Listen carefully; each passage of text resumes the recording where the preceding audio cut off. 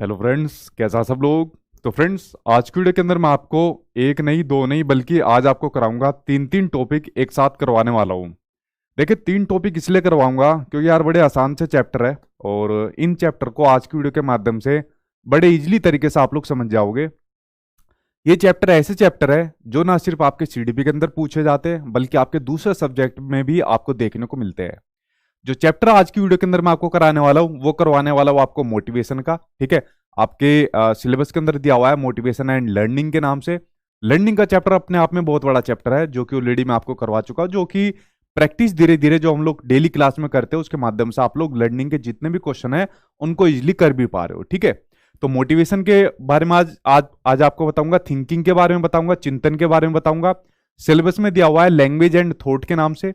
तो हालांकि language and thought के ऊपर ज्यादा क्वेश्चन नहीं आता, थिंकिंग के ऊपर आपके ज्यादा क्वेश्चन आता है, जिसमें कन्वर्जेंट थिंकिंग, डाइवर्जेंट थिंकिंग, अभिसारी चिंतन, अपसारी चिंतन और जो ज्यादातर आपका क्रिटिकल थिंकिंग, आलोचनात्मक या जिसको समालोचनात्मक चिंतन आपका पूछा जाता है, उसके बारे में आज की वीडियो के अंदर बात करेंगे। और लास्ट में बात करेंगे मेमोरी के बारे में, यानी स्मृति के बारे में भी आज की वीडियो के अंदर हम बात करेंगे। तो आज की वीडियो के अंदर हम इन तीन टॉपिक के ऊपर बात करेंगे। मान के चलिए कि ये तीन टॉपिक आपको कम से कम 3 नंबर तो दिला देगा, 3 से 4 हो जाए, 5 हो जाए, वो एक अलग बात है, क्योंकि बाकी के सब्जेक्ट में भी आपको यहां से क्वेश्चन देखने को मिल जाते हैं। आसान टॉपिक थे, इसलिए मैंने सोचा यार एक एक टॉपिक के ऊपर छोटी छोटी वीडियो से बनाने का कोई फायदा नहीं है, तीनों को एक साथ ले लेता हूं। जैसे मैंने आपका जेंडर वाला, हेरिडिटी, एनवायरमेंट वाला और सोशलाइजेशन 3 टॉपिक एक साथ करा दिए थे। आज इन तीनों टॉपिक को एक साथ मैं आपको निपटा देता हूं। ठीक है, उसके अलावा भाई आप लोग चैनल को सब्सक्राइब कर लेना, क्योंकि जिस तरीके से मैं आपकी क्लास चला रहा हूं ऐसे आपके एग्जाम तक आपकी क्लास चलने वाली है, तो आप लोग चैनल को सब्सक्राइब कर लेना। ठीक है, और बाकी अगर आपको कंटेंट वगैरह, कुछ बच्चे कल भी पूछ रहे थे कि सर अगर आप अभी कुछ हम कंटेंट लेते हैं, नोट्स वगैरह, प्रीवियस क्वेश्चन या क्लास वगैरह लेते हैं तो हमारा हो जाएगा कवर एग्जाम तक, तो भाई आप लोगों को लेनी है तो आपकी मर्जी है, तो आप लोग सचिन एकेडमी ऑफिशियल ऐप से ले सकते हो जहां पर आप लोगों की क्लास चल रही है। ठीक है, तो जो भी आपको ठीक लगे आप लोग कर सकते हो। चलिए क्लास की शुरुआत कर लेते हैं। सभी को गुड इवनिंग। आई होप आप लोग सभी लोग अच्छे होंगे, मैं भी ठीक हूं। और अब क्लास की हम लोग कर लेते हैं, शुरुआत कर लेते हैं। ठीक है, सबसे पहले एक एक से शुरुआत करेंगे। सबसे पहले शुरुआत करेंगे मोटिवेशन से शुरुआत करेंगे, देन उसके बाद हम लोग लेंगे मेमोरी को लेंगे, मेमोरी के बाद फिर हम लास्ट में लेंगे थिंकिंग यानी कि चिंतन को हम लोग लेने वाले हैं। ठीक है, तो एक एक को हम शुरुआत करने वाले हैं क्योंकि आसान चैप्टर है, एक ही बारे में आपके समझ में आ जाएंगे, इजिली तरीके से आपको समझ में आ जाएंगे। ठीक है, तो सबसे पहले मोटिवेशन से हम लोग शुरुआत करने वाले हैं, क्योंकि जब तक मोटिवेशन आपके अंदर नहीं होगा तब तक आप लोग ना तो कुछ चीज सीख पाओगे ना ही एग्जाम को क्रैक कर पाओगे। तो सबसे पहले क्यों ना मोटिवेशन से ही शुरुआत करी जाए। ठीक है, अब देखिए अपने आप में एक बहुत बड़ा चैप्टर होता है जो आपका मोटिवेशन का चैप्टर होता है, बहुत बड़ा चैप्टर होता है, लेकिन सबसे बड़ी बात है सीटेट के एग्जाम में बहुत लिमिटेड पूछा जाता है इन तीनों चैप्टर से। अगर ये तीनों चैप्टर मैं आपको पढ़ाने बैठ जाऊं तो एक चैप्टर आपका 1 घंटा ले जाएगा, लेकिन आपके सीटेट में लिमिटेड पूछा जाता है, ये सबसे बड़ी बात है। ठीक है, क्योंकि प्रैक्टिकल क्वेश्चन पूछा जाएगा। अब देखिए किस प्रकार के क्वेश्चन पूछे जाएंगे वो सामने आपकी स्क्रीन पर आ गया। जैसे ये रहा आपके सामने पहला क्वेश्चन, जो यहां पर सीधा रिलेशन दिखाता है किसका, मोटिवेशन और लर्निंग का, यानी कि प्रेरणा और सीखने के बारे में इनमें से कौन सा कथन सही है, जो कि आपके सिलेबस का एक हिस्सा भी है। तो यही पहला क्वेश्चन यहां पर दिखा दिया। देखिए सबसे पहले तो आप लोग ये जानिए कि जो आपका मोटिवेशन होता है, यानी कि जो आपका प्रेरणा होता है वो क्या होता है। आपको सबसे पहले जानना पड़ेगा कि मोटिवेशन एक आपकी ऐसी ताकत होती है, एक आपकी ऐसी पावर होती है जो आपके गोल को पाने में, उसको अचीव करने में आपकी हेल्प करती है। क्या होती है मोटिवेशन या प्रेरणा? एक आपकी ऐसी एक पावर होती है जो आपके गोल को अचीव करने में, जो आपके गोल को, लक्ष्य को पाने में आपको क्या काम करती है, आपको अग्रसर करती है, उसमें आपकी हेल्प करती है, जो आपका मोटिवेशन रहता है। अभी आप लोग क्या हो, आप लोग भी तो अपने गोल को पाने में लगे हुए हो ना। आपका गोल क्या है? आपका गोल है भाई हमारा सीटेट का एग्जाम पास हो जाए या हमको गवर्नमेंट जॉब मिल जाए। ये अभी आपका क्या है, गोल यहां पर है। तो उसके लिए आपको अंदर से अग्रसर कौन कर रहा है, कौन आपको धक्के लगा रहा है? आपको धक्के कौन लगा रहा है? मोटिवेशन आपको धक्के लगा रहा है, प्रेरणा आपको धक्के लगा रहा है। और वो प्रेरणा कौन हो सकता है? वो कई प्रकार की प्रेरणा हो सकती है जिसके बारे में हम लोग पढ़ सकते हैं। वह तो आपके घर वाले हो सकते हैं, या आप लोग अंदर से मोटिवेटेड हो सकते हो, या आपको कोई गिफ्ट दे रहा हो, तारीफ कर रहा हो, या किसी ने आपको और कुछ तरीके से कर रखा हो। वो आगे एक एक करके हम लोग पढ़ेंगे। तो बेसिकली यही वो पावर होती है जो किसी आदमी को काम करवाने के लिए, किसी गोल को अचीव करवाने के लिए तो उसको प्रेरित करती है, उसको अग्रसर करती है। इसी को क्या कहा जाता है? इसी को आपका मोटिवेशन यानी इसी को आपका प्रेरणा कहा जाता है। ये आप लोग समझ गए। यहां पर दूसरे पॉइंट की अगर मैं बात करूं, दूसरा पॉइंट है आपका लर्निंग यानी सीखना। तो सीखने के बारे में ऑलरेडी मैं आपको बता चुका हूं कि अनुभव के कारण जो हमारे व्यवहार में स्थायी परिवर्तन आता है उसको क्या कहा जाता है? उसको सीखना कहा जाता है। क्या कहा जाता है? जो हमारे अनुभव के कारण, किसके कारण? अनुभव यानी कि एक्सपीरियंस के कारण, एक्सपीरियंस के कारण जो हमारे व्यवहार में, अनुभव के कारण जो हमारे व्यवहार में यानी हमारे बिहेवियर में जो स्थायी परिवर्तन आता है, जो स्थायी परिवर्तन आता है, जो स्थायी परिवर्तन आता है उसको क्या कहा जाता है? उसको लर्निंग कहा जाता है। ये ऑलरेडी जिन बच्चों ने लर्निंग वाला चैप्टर टॉपिक नहीं देखा वो जाके देख लेना। आज हमारा 20वां टॉपिक है, ठीक है। तो आप लोग देख सकते हो कि मैंने आपके कितने टॉपिक यहां पर करा चुका हूं, और 20 टॉपिक के अंदर मैंने कई कई चैप्टर आपके करा चुका हूं, ठीक है। मानकर चलिए 20 टॉपिक भी अगर आपने अभी तक कर लिए ना, तो पता नहीं कितने नंबर आपको सीटेट के अंदर यहां से देखने को मिलेंगे, ठीक। तो ये आपका क्या होता है? लर्निंग होता है यानी सीखना होता है, और ये आपका मोटिवेशन होता है। अब मुझे आप लोग एक बात सिंपल सी बताओ, इन दोनों के रिलेशन की बात करता हूं। अगर आप लोग यहां पर मोटिवेटेड नहीं रहोगे कि यार हमको एग्जाम पास करना है, ठीक है, या एग्जाम पास नहीं करना, अब मान लीजिए आपको एग्जाम पास नहीं करना, और मैं कहूं यहां से कि यार सीख लो आगे, यार मेरे खातिर वीडियो देख लो, यार मुझे थोड़े बहुत पैसे मिल जाएंगे, मेरे खातिर वीडियो देख लो, देखो यार मैं कितना अच्छा दिखता हूं, आओ मुझे ही देख लिया करो आगे। कहेंगे भाई जाके काम कर अपना, ठीक है, हमें कुछ नहीं सीखना विकना, ठीक है। तो यहाँ कोई वीडियो देखने में नहीं आएगा, कोई भी वीडियो देखने नहीं आएगा। सीखने की तो बात बहुत दूर की है, कहेगा जा काम कर, हम रील्स देखेंगे, रील्स, ठीक है, कि तेरा भाई चल पड़ा बंदूक लेके, इस तरीके की रील्स देखेंगे। तो सीखना कोई नहीं आएगा यहाँ पे, ठीक है। तो लेकिन जब मैंने कह दिया कि भाई एक काम करो, जो आपने कोर्स करा है इसके पास आपका सीटेट का एग्जाम पास हो जाएगा, गवर्नमेंट जॉब मिल जाएगी, तो आप लोगों को एक मोटिवेशन मिल गया, हमारी जिंदगी बदल जाएगी, ठीक है। अब मैं यहाँ के कह रहा हूं चुपचाप पढ़ लो, ठीक है, मैं एग्जाम तुम्हें पास करवा सकता हूं, मेरे हाथ में पावर है। अब मैं यहाँ पर आराम से पढ़ाऊं, कुछ भी पढ़ाओ, आप कहोगे सर जी प्लीज पढ़ा दो, प्लीज पढ़ा दो। क्यों? क्योंकि आप लोग यहाँ पर मोटिवेटेड हो, ठीक है। अब मेरी बात सारी यहाँ पर सुनोगे। अब मैं कहूंगा चलो भाई आराम से पढ़ो, अब मैं थोड़ा खाऊंगा थोड़ा पीऊंगा, तो आप लोग सारी बात मेरी सुनोगे, हाँ जी खा लो कोई बात नहीं, लेकिन हमें पढ़ा दो। तो अब आप लोग यहाँ पर लर्निंग के लिए यानी सीखने के लिए प्रेरित हो, क्योंकि यहां पर आप लोग क्या हो? मोटिवेटेड हो, क्योंकि यहां पर आपको जॉब मिलेगी, ठीक है। क्या मिलेगी? यहां पर आपको जॉब मिलेगी। तो यहां पर दोनों के बीच संबंध पॉजिटिव हुआ या नेगेटिव हुआ? संबंध पॉजिटिव हुआ ना। अगर जो आदमी मोटिवेटेड रहेगा तो सीखेगा भी ना, ठीक है। तो दोनों के बीच में संबंध कैसे हुआ? पॉजिटिव हुआ। अब यहां पर पहला ऑप्शन है कि सीखना तब प्रभावी होता है जब छात्र सजा से बचने के कारण मोटिवेटेड रहता है। देखो, अगर बच्चा यहां पर सजा से बचने के लिए मोटिवेटेड है, वो सीख तो जाएगा लेकिन प्रभावी रूप से नहीं सीखेगा। ऐसा जब हम लोग स्कूल के अंदर रहते थे तो स्कूल के अंदर जो टीचर रहता था वो पनिशमेंट देता था कि बेटा कल अगर काम करके नहीं लाया ना तो तेरी टांगे तोड़ दूंगा या तुझे घर वालों से पिटवाऊंगा। तो बच्चा सीख तो लेता था लेकिन प्रभावी रूप से नहीं सीखता था, इसलिए ऑप्शन पहला आपका गलत हो जाएगा, ठीक।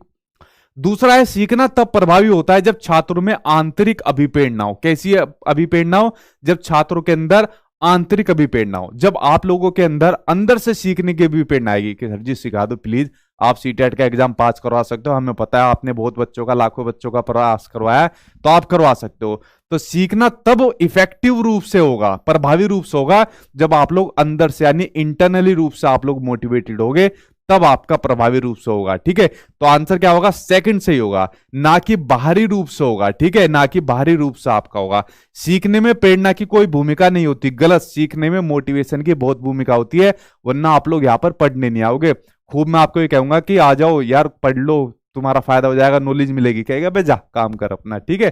तो ये ऑप्शन आपका गलत हो जाएगा, आंसर नंबर सेकंड यहां पर आपका सही आंसर हो जाएगा, ठीक है। ऐसी करोगे ना यही सलूक करोगे ना भाई, या नहीं करोगे? सच सच बताओ, झूठ मत बोलना, यही करोगे ना? तो आप लोगों को समझ में आ गया कि मोटिवेशन और लर्निंग के बीच में आपका पॉजिटिव यानी कि धनात्मक संबंध पाया जाता है। जब तक आदमी मोटिवेटेड नहीं रहेगा, वो भी अंदर से, तब तक वो किसी चीज को सीख नहीं पाएगा, और अंदर से मोटिवेटेड रहेगा तो उसका लर्निंग का जो ग्राफ रहेगा वो भी आपका बढ़ जाएगा, ठीक है। चलिए अगला क्वेश्चन आपके सामने स्क्रीन पर आ गया, ये रहा नेक्स्ट क्वेश्चन जो सामने आपकी स्क्रीन पर दिया हुआ है, ठीक है। एक कह रहा है जी गुरुजी बिल्कुल ही सब ब्लॉक मार दे, ठीक है, सच बोल रहा है। सच क्यों बोल गए भाई तुम? मैं तो वैसे ही बोल रहा था, सच बोलने वालों को ब्लॉक मारो इन्हें, ठीक है। चलो अगला क्वेश्चन के ऊपर नजर डालो, ठीक है। अब यहां पर एक क्वेश्चन दिया हुआ है आपका, अजरसन अभिकथन दिया हुआ है, सच मत बोला करो ऐसी बातों को, ठीक है, चुप रहा करो ऐसी जगह। देखो यहां पर दिया हुआ है कि आंतरिक अभिप्रेरणा। अब देखो मोटिवेशन के दो टाइप होते हैं, एक होता है आपका इंटरनल, एक होता है दूसरा एक्सटर्नल। यानी एक होती है आपकी आंतरिक अभिप्रेरणा, एक होती है आपकी बाह्य अभिप्रेरणा। पहले आंतरिक के ऊपर बात कर लेते हैं, ठीक है। आंतरिक अभिप्रेरणा वो अभिप्रेरणा होता है जब आदमी अंदर से मोटिवेटेड होता है किसी काम को करने के लिए। जैसा आप लोग आई थिंक मोस्टली जितने बच्चे हो, इतना मैं कह सकता हूं कि लगभग 99% बच्चे यहां पर आंतरिक रूप से मोटिवेटेड हो। क्यों? क्योंकि आप लोगों को यहाँ पर जॉब लेकर अपनी जिंदगी को यहाँ पर संभालना है। अपने यहाँ पर किसी को मतलब किसी न किसी को ये क्या होगा कि भाई मुझको जॉब लेकर सोसाइटी में अच्छा नाम कमाना है, अपने माँ बाप का नाम रोशन करना है, अपनी जिंदगी को सिक्योर करना है।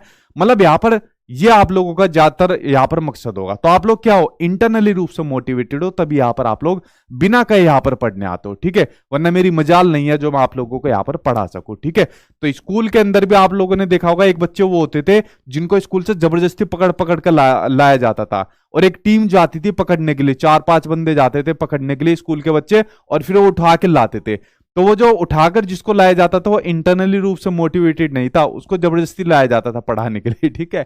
तो आंतरिक अभिप्रेरित का सबसे बढ़िया एग्जांपल हो आप लोग बच्चे जो वीडियो देख रहे हैं, ठीक है।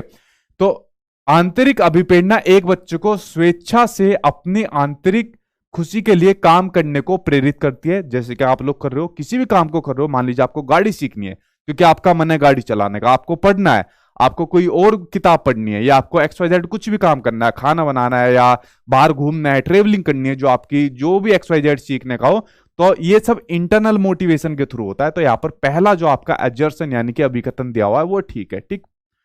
यहां पर उसका कारण दिया हुआ है कि शिक्षक को आंतरिक रूप से अभिप्रेरित करने के स्थान पर विद्यार्थी को बाह्य रूप से अभिप्रेरित करना चाहिए। जी नहीं, शिक्षक को क्या काम करना चाहिए? आंतरिक रूप से अभिप्रेरित करना चाहिए। आंतरिक रूप से बच्चों को कैसे अभिप्रेरित बच्चों को करना चाहिए? आंतरिक रूप से अभिप्रेरित करने का तरीका यह है, उसको मोटिवेशन के उसके गोल की याद दिलानी चाहिए। क्या काम करानी चाहिए? उसके गोल की उसको याद दिलानी चाहिए, ठीक है, ना कि उसको बाह्य रूप से अभिप्रेरित करना चाहिए। बाह्य रूप से अभिप्रेरित करने का मतलब क्या है? मान लीजिए उसको या तो उसको कुछ सजा दी जाए, यानी उसको पनिशमेंट दी जाए, या फिर उसको कुछ इनाम दिया जाए, ठीक है, या बच्चों को कुछ इनाम दिया जाए। ये सब बाह्य रूप के अंदर आ जाएगा। मान लीजिए आपकी फैमिली वालों ने कह दिया, अरे एक बार तो सीटेट का एग्जाम पास कर ले, तेरे लिए बढ़िया सा लड़का है, बढ़िया सा लड़की से तेरी शादी करवा देंगे। ये सब किस में आ जाएगा? ये सब एक्सटर्नल में आ जाएगा। अरे चल सीटेट का एग्जाम ही तो पास करना है, इनकी क्लास देख लेते हैं, उसके बाद मजे मजे शादी हो जाएगी, बस ये हमारा लक्ष्य पूरा हो जाएगा, फिर तो उसके बाद पापा गल्ले पे बैठा देंगे, ठीक है। तो ये आपका किस में आ जाएगा? एक्सटर्नल के अंदर आ जाएगा, ठीक है। तो ये काम नहीं करना, इंटरनली रूप से काम करना है, ठीक है। तो ये एक टीचर को कभी काम नहीं करना चाहिए, ठीक है, इंटरनली रूप से होना चाहिए। तो सिर्फ आपका एजर्सन यहां पर ठीक है, लेकिन कारण यहां पर आपका गलत दिया हुआ है, ठीक है। कारण यहां पर आपका ये यानी ये आपका यहां पर गलत दिया हुआ है, ठीक। हाँ चलिए बढ़ते हुए आपके सामने नेक्स्ट क्वेश्चन की ओर। अगला क्वेश्चन यहां पर देखते हैं, सामने आ गया आपके स्क्रीन पर, ये रहा नेक्स्ट क्वेश्चन, ठीक है। तो एक्सटर्नली रूप से तो नहीं रहोगे आप लोग, टीचर बनने के बाद भी बच्चों को लालच नहीं देने आपको कि तुझे मारूंगा अगर काम करके नहीं लाया तो, ठीक है, अच्छा मैं तुझे रोज टॉफी दूंगा। देखो जैसा आप लोग यहाँ पर क्वेश्चन का आंसर दे रहे हो, हर क्वेश्चन का आंसर पर अगर मैं आपको शाबाशी दूंगा, रिवॉर्ड दूंगा, वो भी गलत है। लेकिन जब मैं पूरे जब आपके क्वेश्चन हो जाते हैं तब लास्ट में पूछता हूं कि अच्छा बताओ आपका कितना स्कोर हुआ, लास्ट में फिर जिन बच्चों का स्कोर अच्छा आता है मैंने कहा अरे वाह बहुत बढ़िया आपका स्कोर अच्छा है। तो रिवॉर्ड जो होता है यानी जो इनाम भी होता है ना, तो इनाम जो आपका दिया जाना चाहिए वो आपका पार्शियल दिया जाना चाहिए, ठीक है, पार्शियल दिया जाना चाहिए, एक किसी खास अंतराल पर, एक किसी खास अचीवमेंट पर दिया जाना चाहिए, यानी कि आपका रेगुलर नहीं दिया जाना चाहिए, ठीक है, यानी कि आपका ये रेगुलर नहीं दिया जाना चाहिए, ठीक है, जो आपका इनाम दिया जाना चाहिए, ठीक है। इसके बारे में आप लोग समझ गए। चलिए बात करते हैं आपके नेक्स्ट क्वेश्चन की बात करते हैं।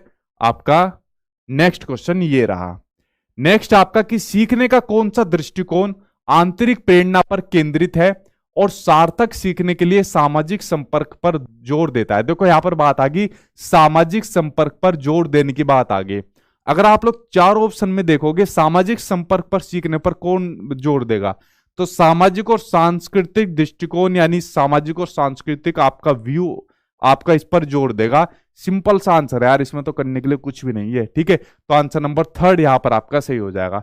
क्योंकि जो आपका मोटिवेशन का चैप्टर है ना, सबसे ज्यादा क्वेश्चन आपके इंटरनल और एक्सटर्नल वाले से ही आपको देखने को मिलते हैं, जो आपके सीटेट में देखने को मिलते हैं। ठीक है, चलिए बढ़ते अब आपके सामने नेक्स्ट क्वेश्चन की ओर। नेक्स्ट क्वेश्चन ये रहा आपके सामने स्क्रीन पर।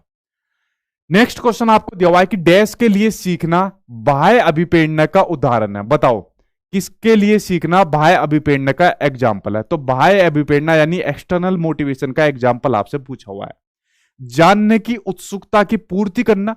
देखो अगर मान लीजिए जानने की उत्सुकता है और उसकी पूर्ति हो रही है तो ये इंटरनल का है। अगर कोई आदमी किसी चीज को जानना चाहता है तो इंटरनल का है, ना कि एक्सटर्नल का। तो किसका है? ये आपका इंटरनल मोटिवेशन का है। ठीक है, संप्रत्यय को समझना यानी कंसेप्ट को समझना। जो आप लोग यहाँ पर कंसेप्ट समझ रहे हो, मोटिवेशन से संबंधित कंसेप्ट समझ रहे हो, तो इंटरनल का है एक्सटर्नल का है?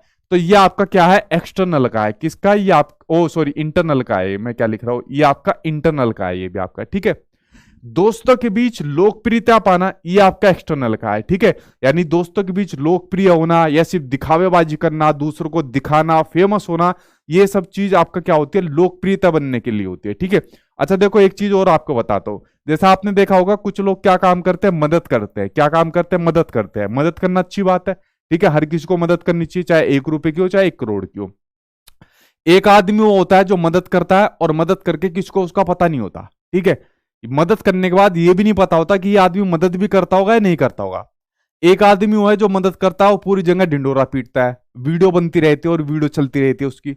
तो जिसकी जो वीडियो चलती रहती है, मदद जो करता है वो करता है लोकप्रियता पाने के लिए मदद करता है, तो उसकी मदद मेरे ख्याल से वेस्ट होती है। जो मदद करता है वो सिर्फ अपने आप को लोकप्रिय बनाने के लिए मदद करते हैं। ठीक है, यानी कि एक्सटर्नल मोटिवेशन होता है उनका, लोकप्रिय बनने का उनका मदद होता है, जो मदद करने का मकसद होता है।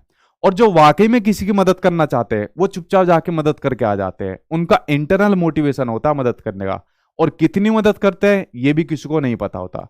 तो अगर आप किसी की मदद करो और एक मान लीजिए और सक्षम हो जाते हो, अभी तो खैर आप स्टूडेंट लाइफ पर हो, तो चुपचाप जाकर किसी की मदद कर दीजिए। दुनिया भर का ढिंडोरा पीटने की जरूरत नहीं है। ठीक है, चुपचाप जाके जितने में भी सक्षम हो चुपचाप जाके मदद कर दीजिए।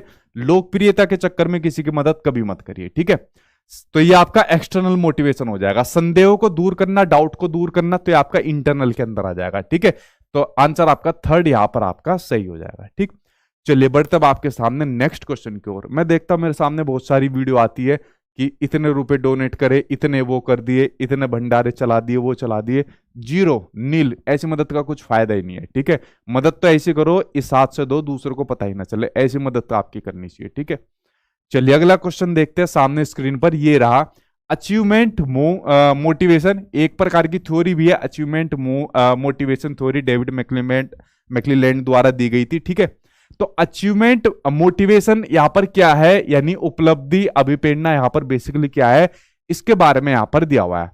देखिए अगर आप लोग इनकी थ्योरी को पढ़ना चाहोगे डिटेल में तो कोई ज्यादा फायदा नहीं है। सिंपल आपको एक बात यहां पर समझनी है कि कोई भी आपका चैलेंजिंग टास्क होता है, चैलेंजिंग कोई भी आपका काम होता है, उसको करने में डटे रहने की जो प्रवृत्ति होती है वो आपका अचीवमेंट मोटिवेशन होता है आपका।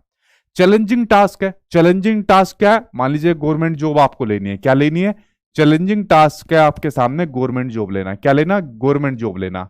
तो उस कार्य में डटे रहने की प्रवृत्ति, भाई जब तक नहीं मिल जाती जब तक मैं इस काम को करता रहूंगा।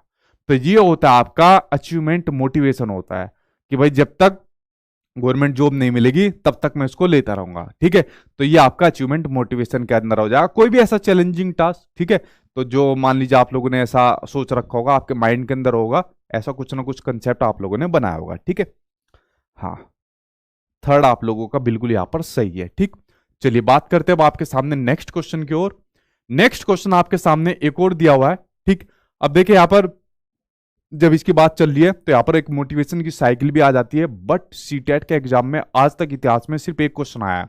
जब से सीटेट का एग्जाम आपका चल रहा है 2011 से लेकर ऑफलाइन पेपर हुए, ऑनलाइन में भी नहीं आया, तो सिर्फ एक बार मोटिवेशन की साइकिल आई थी, वरना अभी तक एग्जाम में नहीं आई जो आपकी मोटिवेशन की साइकिल आई है। ठीक है, तो अगर मैं आपको मोटिवेशन की साइकिल दिखाऊं, मैंने एक फोटो भी ली हुई है आपके लिए, तो ओरली आपको दिखा देता हूं, वरना एग्जाम में आज तक नहीं आई है मोटिवेशन की साइकिल। सिर्फ मोटिवेशन के सीटेट के एग्जाम में यही क्वेश्चन आते हैं कि मतलब इंटरनल मोटिवेशन का ये कौन सा एग्जाम्पल है, एक्सटर्नल मोटिवेशन का ये कौन सा एग्जाम्पल है। तो मैं ये जो आपकी मोटिवेशन की जो साइकिल है, एक बेसिकली पूरी थ्योरी है, एब्राहम मैस्लो द्वारा दी गई पूरी थ्योरी है, ठीक है, जो इन्होंने हायरार्की नीड की जो थ्योरी दी थी। तो अब ये पूरी थ्योरी नहीं आई आज तक एग्जाम के अंदर, सीटेट के अंदर। बाकी टीचिंग एग्जाम में आ जाती है, इनका पूरी की पूरी थ्योरी है, ठीक है, और डिटेल में बहुत आती है, ठीक, लेकिन सीटेट में नहीं आती, सिर्फ इंटरनल और एक्सटर्नल मोटिवेशन आ जाता है। सिर्फ एक बार ऐसा चांस हुआ है, इस मोटिवेशन की साइकिल से कोई क्वेश्चन आपके एग्जाम में टकरा जाता है। मोटिवेशन साइकिल मतलब कैसे, कि जो आपका मोटिवेशन होता है वो किस प्रकार से होता है। ये मोटिवेशन साइकिल इन्होंने दी थी कि मोटिवेशन जो होता है वो किस प्रकार से होता है, उसके लिए इन्होंने एक मोटिवेशन साइकिल बनाई थी। देखिए, सबसे पहले आपको समझना पड़ेगा कि मोटिवेशन के लिए सबसे पहली चीज जो होती है, ये पूरी ये साइकिल होती है, इस प्रकार से पूरी साइकिल चलती है। देखिए, किसी भी मोटिवेशन के लिए सबसे पहली जो चीज बताई थी इन्होंने, मैस्लो साहब ने, वो बताई थी कि मोटिवेशन के लिए सबसे पहली चीज जो होती है वो होती है नीड, यानी कि आवश्यकता होती है। जब तक नीड नहीं होगी, क्या आप लोग मोटिवेट हो पाओगे किसी काम के प्रति? नहीं हो पाओगे। तो सबसे पहली चीज क्या होती है? नीड। आप लोगों की नीड क्या है? आप लोगों की नीड है यहां पर कि आपका एग्जाम पास हो जाए। क्या हो जाए? आप लोगों का एग्जाम पास हो जाए, यानी कि आप लोगों का सीटेट का एग्जाम पास हो जाए। यह आपकी नीड है, जॉब लेना आपकी नीड है, तभी आप लोग यहां पर मोटिवेटेड हो। तो सबसे पहला जो स्टेप होता है वो होता है आपका नीड, यानी कि आवश्यकता, यहां पर पहला स्टेप होता है, ठीक है। सर इंग्लिश में बोलो भाई, दोनों लिखा हुआ है, आवश्यकता भी लिखा हुआ है, नीड भी लिखा हुआ है, और क्या बोलो दोनों के अंदर, ठीक है। चलो हिंदी में भी बोल देता हूं। दूसरा होता है अंतर्निहित, होता है ड्राइव, होता है दूसरा, ठीक है। तो इसके अंदर क्या होता है बेसिकली, फिर आप क्या काम करते हो, आपको पता चल गया कि चलो भाई सीटेट का एग्जाम है, पहला स्टेप ये होता है, इसके बाद ही हम दूसरे एग्जाम के लिए अप्लाई कर पाएंगे, यानी बैठ पाएंगे। तो पहली सीढ़ी तो हमको इसको पास करनी पड़ेगी। तो फिर आप लोग क्या काम करते हो, चलो भाई इसके लिए तैयारी करना हम लोग यहाँ पर शुरू कर देते हैं, ठीक है। उसके बाद यहां पर आप लोग अपना उद्देलन करना शुरू कर जाते हो, ठीक है। उद्देलन इसके लिए यहां पर करना शुरू कर जाते हो, यानी कि जो जो यहां पर इसके लिए आपके पास स्टडी मटेरियल है उनको इधर उधर ढूंढना शुरू कर देते हो। जैसे यूट्यूब पर आपने इधर आना करना शुरू कर दिया, ठीक है। उसके बाद क्या होता है, गोल डायरेक्टेड बिहेवियर होता है। आप लोगों को यहां पर जो आपका सीटेट का एग्जाम है उसके लिए आपको बेस्ट कंटेंट मिल गया, बेस्ट टीचर मिल गया, और फिर आप लोगों ने सीटेट के प्रति यहां पर पढ़ना यहां पर शुरू कर दिया। यानी जो आपका गोल था सीटेट का एग्जाम, या जो आपका गवर्नमेंट जॉब लेना है, उसके प्रति आप लोगों ने यहां पर व्यवहार करना शुरू कर दिया। उसके बाद यहां पर आपको उपलब्धि मिल गई, यानी जो आपका अचीवमेंट था यहां पर वो आपको मिल गया, या कह सकते हो कि आपका सीटेट का एग्जाम यहां पर आपका पास हो गया, ठीक है। तो यहां पर आपको आपका अचीवमेंट यहां पर मिल गया, ठीक। सीटेट का एग्जाम पास होने के बाद, उपलब्धि मिलने के बाद, फिर आपके उद्देलन में कमी आ गई। यानी कि क्या हो गया, अब दोबारा आपको कहे कि भाई दोबारा सीटेट का एग्जाम देंगे। कुछ बच्चे दोबारा भी देते हैं नंबर बढ़ाने के लिए, लेकिन जरूरत नहीं होती आपकी, ठीक है। यानी कि आपको दोबारा एग्जाम देने की जरूरत नहीं है अब आपको, ठीक है। एक बार पास हो गया, दूसरा एग्जाम की तैयारी करो, दोबारा में फिर इतना मन नहीं लगेगा, ठीक है। तो इस प्रकार से एक मोटिवेशन की साइकिल है जो बेसिकली चलती है। मैंने सिर्फ आपको इसलिए बता दी, बाई चांस एग्जाम में क्वेश्चन टकरा जाए तो आप लोग इसको कर सकते हो यहां पर, ठीक है। अब देखिए क्वेश्चन यहां पर सामने हमारा क्वेश्चन आ गया, जिसको हम लोग यहां पर स्क्रीन पर पढ़ते हैं, इसके ऊपर यहां पर नजर डालते हैं, ठीक है। हाँ हाँ, एप्लीकेशन पर भैया 10 बजे क्लास है, ठीक है। एप्लीकेशन पर 10 बजे, ठीक।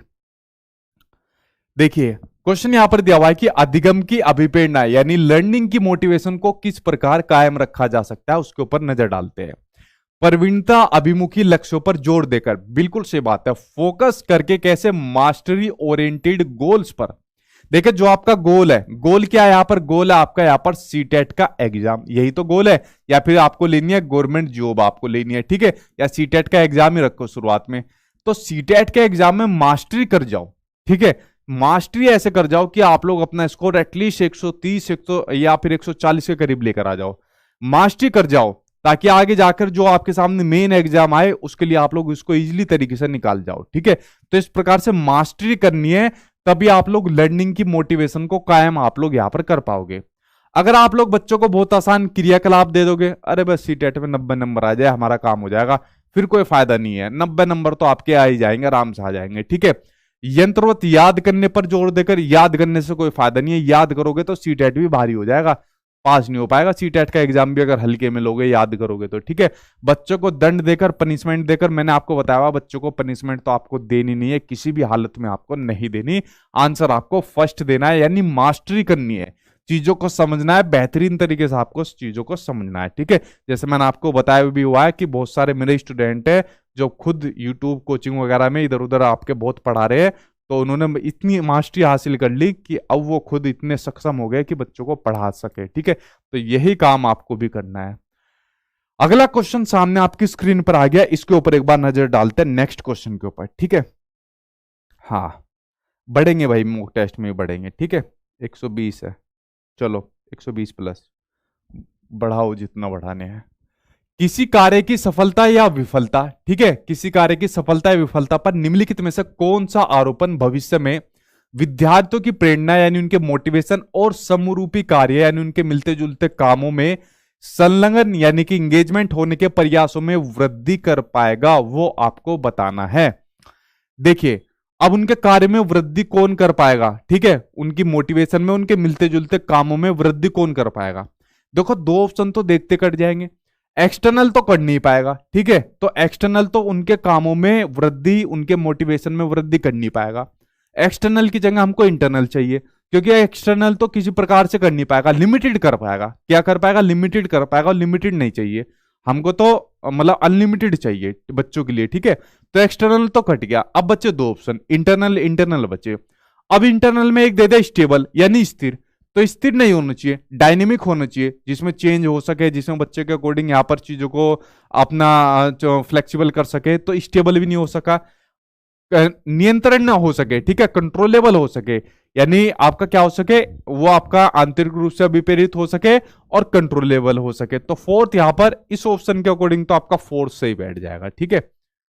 चलो बढ़ते हुए आपके नेक्स्ट क्वेश्चन की ओर। इसके बाद फिर आपका दूसरा चैप्टर आ जाएगा जो आपका मेमोरी का होने वाला है, फिर आपका थिंकिंग यानी कि आपका चिंतन का आपका चैप्टर चलेगा। 3 चैप्टर फिर आज आपके ऐसे कंप्लीट होंगे। निम्नलिखित में से कौन सा उदाहरण विद्यार्थियों को अधिगम के लिए अभिप्रेरित करने के लिए प्रभावशाली पद्धति है? बताओ, बच्चों को मोटिवेट करने के लिए, लर्निंग के लिए कौन सी प्रभावशाली पद्धति है, वो आपको बताना है। वे काम देना जो कि बहुत सरल है, जिंदगी में मत देना बच्चों को तो सरल काम, चैलेंजिंग टास्क उनको देने चाहिए, ठीक है। प्रतियोगिताओं के लिए बहुत से अवसर यहां पर उत्पन्न कराना। देखो, यहां पर कंपटीशन के लिए अपॉर्चुनिटी देने की बात आ रही है, ठीक है, कंपटीशन के लिए उनको अपॉर्चुनिटी दे दीजिए, इसको हम लोग एक बार को मान सकते हैं, ठीक है। अगला ऑप्शन दिया पाठ उपलब्ध कराना, विशेषकर जब विद्यार्थी कोई नया स्किल सीखे। इसके कंपैरिजन में थर्ड वाला आंसर सबसे अप्रोप्रिएट है, ठीक है, यानी इसके कंपैरिजन में हम इसको लेंगे थर्ड वाले को। क्यों? क्योंकि यहां पर बच्चों को क्या दिया जा रहा है, टेम्परेरी सपोर्ट दी जा रही है, बच्चों को स्कैफोल्डिंग दी जा रही है। क्या दी जा रही है? बच्चों को यहां पर स्कैफोल्डिंग दी जा रही है जब बच्चा कोई नया कौशल सीख रहा हो। देखो, बच्चा कोई जब नया स्किल सीखता है, XYZ कोई भी नई स्किल सीख रहा है, मान लीजिए बच्चा कोई पोएम सीख रहा है, बच्चा कोई क्राफ्टिंग सीख रहा है, बच्चा XYZ कोई भी नई स्किल सीख रहा है, सीखने में बच्चों को दिक्कत आएगी।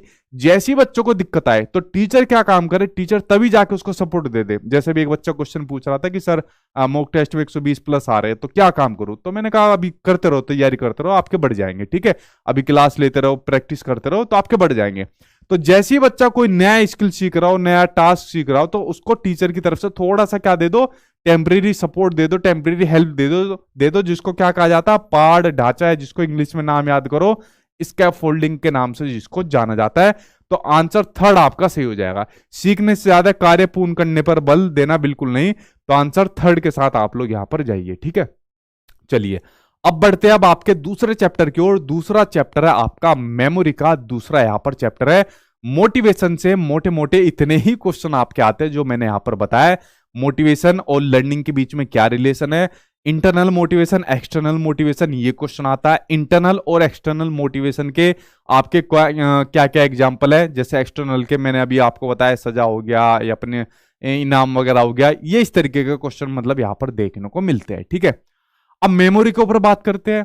मेमोरी से इतने ज्यादा क्वेश्चन नहीं आए एग्जाम में, सीटेट के एग्जाम में, जिससे मैं कह दूं बहुत ज्यादा क्वेश्चन आए हैं। इसके बाद जो चैप्टर आएगा चिंतन, चिंतन से तो मतलब ऐसा हो ही नहीं सकता कि सीटेट के एग्जाम में क्वेश्चन ना आए, ठीक है। तो पहले मेमोरी करा देता हूं, फिर आपका चिंतन की ओर लेकर बढ़ता हूं, जो आपका चिंतन का आपका चैप्टर है, ठीक है। चलो भाई बात करते हैं, आपके चिंतन के ऊपर बात कर लेते हैं, उससे पहले मेमोरी के ऊपर बात करते हैं, ठीक है। हाँ देखिए, ये रहा मेमोरी का चैप्टर और ये रहा आपका दिमाग, ठीक है। तो मेमोरी के ऊपर बात कर लेते हैं। अब देखिए मेमोरी क्या होती है, ठीक है। तो ये मेमोरी क्या होती है, ये देखो आपका दिमाग रहा, ये रहा आपका दिमाग।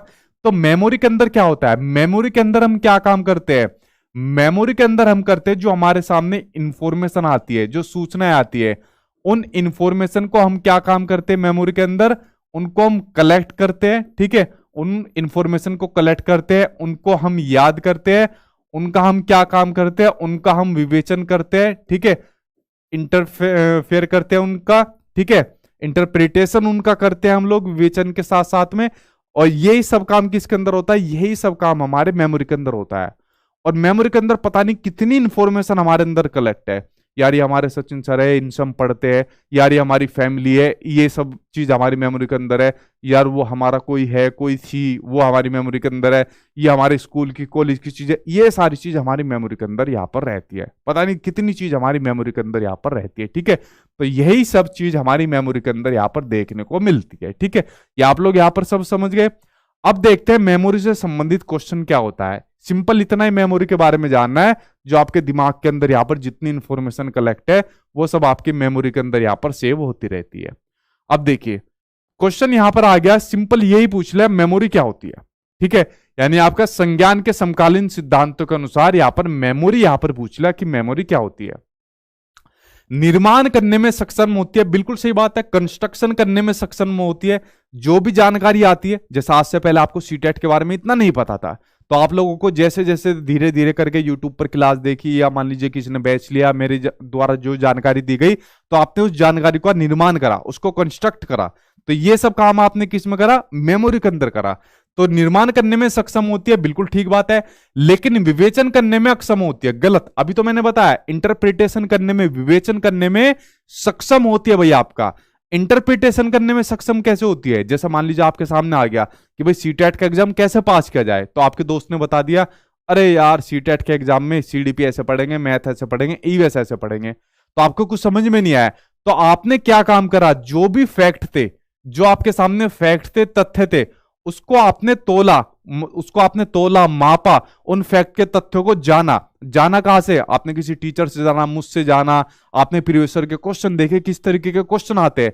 तो आपने सब किसके अंदर करा, अपनी मेमोरी के अंदर, जो आपकी प्रीवियस नॉलेज थी, जो आपने अभी करंट के अंदर चीजें देखी, उसके थ्रू आप लोगों ने इंटरप्रिटेशन करा फैक्ट का। ठीक है, तो ये सब आपकी मेमोरी के अंदर रहता है, जबकि इसने इसको अक्षम मान लिया, असक्षम मान लिया। ठीक है, तो ये काम नहीं होता मेमोरी के अंदर। ठीक है, दूसरा, निर्माण एवं विवेचन करने दोनों में सक्षम होती है। सेकंड आंसर आपका सही हो जाएगा, निर्माण करने में भी और विवेचन करने में भी, दोनों में आपकी कौन रहती है, सक्षम रहती है। सेकंड आंसर यहां पर आपका सही हो जाएगा। ठीक है, हाँ चलिए बढ़ते अब आपके सामने नेक्स्ट क्वेश्चन की ओर। अगला क्वेश्चन देखते सामने आपकी स्क्रीन पर। ठीक है, अच्छा इस क्वेश्चन से पहले सामने आपको मैं कुछ मेमोरी के आपको टाइप बताता हूं। देखिए इस टाइप के ऊपर आइए पहले, और यहां पर आपको पहले क्वेश्चन बताता हूं, फिर उसके सामने इस पर लेकर चलता हूं। ये जानकारियां किस स्मृति यानी किस मेमोरी के अंदर आएगी। यहां पर आपको कुछ मेमोरी की, यहां पर आपको एक एग्जांपल दिया हुआ है।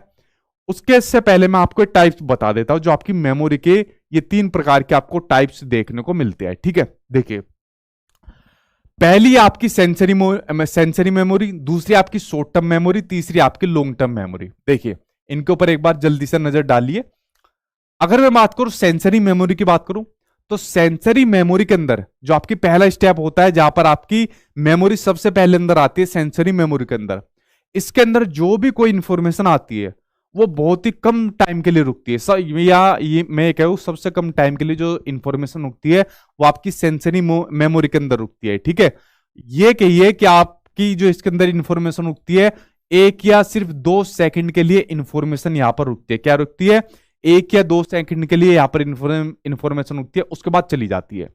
जैसे मान लीजिए आप कहीं पर घूमने गए, आज से 5 साल पहले कहीं पर घूमने गए, और जहां पर घूमने गए थे, जिस बस से गए थे, ट्रेन से गए थे, जिस होटल में रुके थे, क्या वहां पर आपको कोई व्यक्ति मिला, कोई जानकार मिला, उसकी चेहरा आपको अभी तक याद है? आपको अभी तक याद नहीं होगा। 1 साल पहले की कोई याद हो आपको, ऐसा कोई अभी तक याद नहीं होगा। ठीक है, तो ऐसी मेमोरी जिसके अंदर कोई इंफॉर्मेशन, कोई जानकारी आपको सिर्फ 1 या 2 सेकंड तक आपको रहे माइंड के अंदर, तो आपकी सेंसरी मेमोरी के अंदर चला जाता है। ठीक है, उसके बाद सेंसरी मेमोरी से आगे जो मेमोरी कन्वर्ट होती है वो होती है आपकी शॉर्ट टर्म मेमोरी के अंदर। किसके अंदर होती है?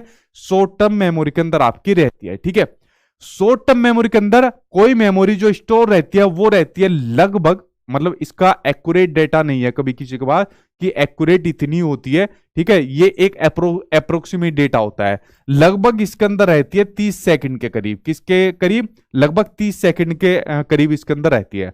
मान लीजिए यहां पर कोई आप प्रोसेस पढ़ रहे हो, ठीक है, मेमोरी का प्रोसेस पढ़ रहे हो, तो आप लोगों को कोई चैप्टर ध्यान है तो 30 सेकंड तक ध्यान है, उसके बाद आप भूल गए कि अरे नहीं ये तो मुश्किल है, बाद में इसको पढ़ लूंगा, ठीक है।